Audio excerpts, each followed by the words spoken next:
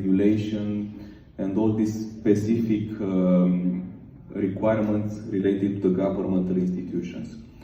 And then having so many options on the table and being at the beginning of the process of the project, we took like about a few months to research all the technologies based on a clear set of requirements and principles. And one of them was being open source. We wanted to build EBSI using only open sources technologies. Now in EBSI it's a full stack project. There is no proprietary or vendor lock software in that architecture.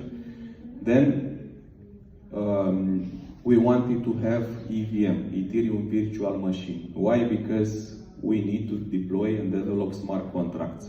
And at that moment, and I think is still the case today, the most developed programming language for smart contracts was Solidity. So we were looking to have EVM compatibility. Then we were looking to not spend energy like Ethereum and Bitcoin at that moment in time were doing, right? We don't want to use the governmental computers to mine blocks, right? So we were looking to a different kind of consensus algorithm.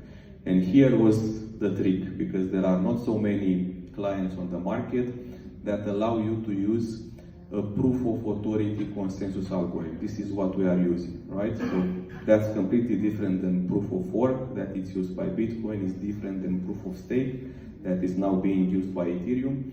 In EBSI we use proof of authority, and more specifically, going deeper in this family of consensus algorithm, we were looking to use consensus that gives you finality.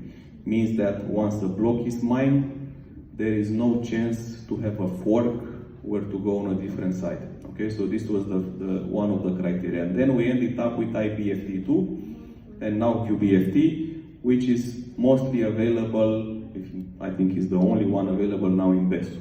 Okay, so open source, EVM, consensus algorithm, and the fourth criteria was to have an active development to that client, because it's not us that is developing, we are just using, configuring it and using it. We were looking in the market to see who is the most active community for the clients that they are promoting, which have, I don't know, a roadmap, which have like regular commits on the GitHub.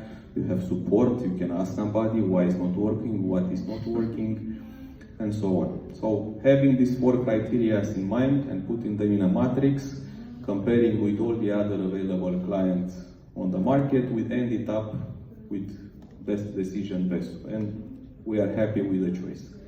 I'm biased, the Besu team is pretty great.